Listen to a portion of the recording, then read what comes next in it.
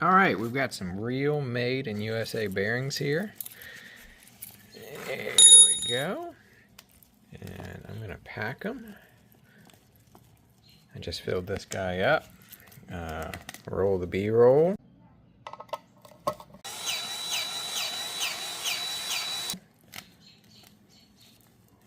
How many threads does she have?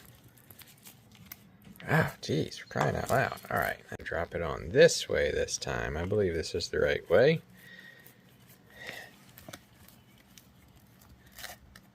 There we go. And then you just stomp on it.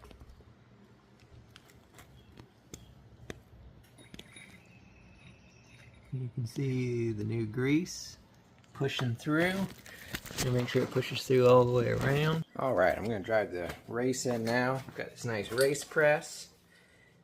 I cleaned this thing out, the hub, just as well as I could with a napkin, and then I blew a little acetone through it, or a brake part cleaner.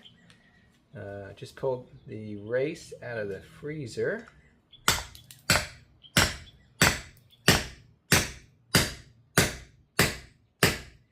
We're just going to hammer until the sound changes. Hear that? Went from a dull thud to a ring. That means we made contact with the bottom, so the lip is on the bottom. We look good to go. I don't know where the camera is. There's one installed. I'm going to throw the back one on. Little touch of grease. Ooh, this one's cold enough where it almost seeps all the way.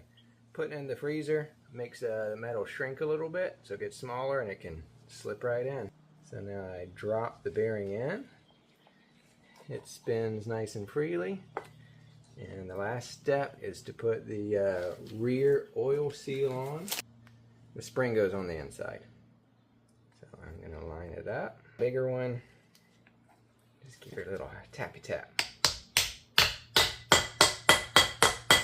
And that's it. These guys can just sit flush. And there you go. That's all she wrote. And then I pack my bearings completely full for any boat trailer. The bearings get hot if it's full of air. That's hot air. As soon as you submerge them in water, they get cold. So the air contracts and it'll suck water in. So then you'll have water mixed in your grease. So I do two things. I completely pack it, and then I also buy these bearing caps, and they've got a little nipple on them, and it acts like a diaphragm.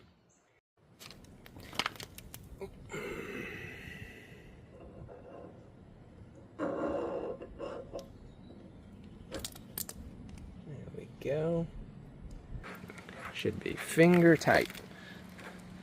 Okay. And then I make it just as tight as I can turn it.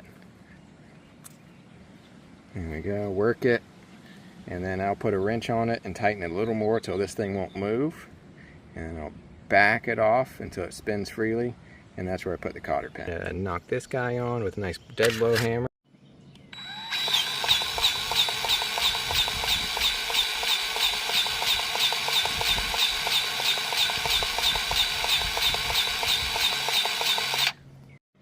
And she's done. Looks good to me. Now just rinse and repeat on the other side. What we got?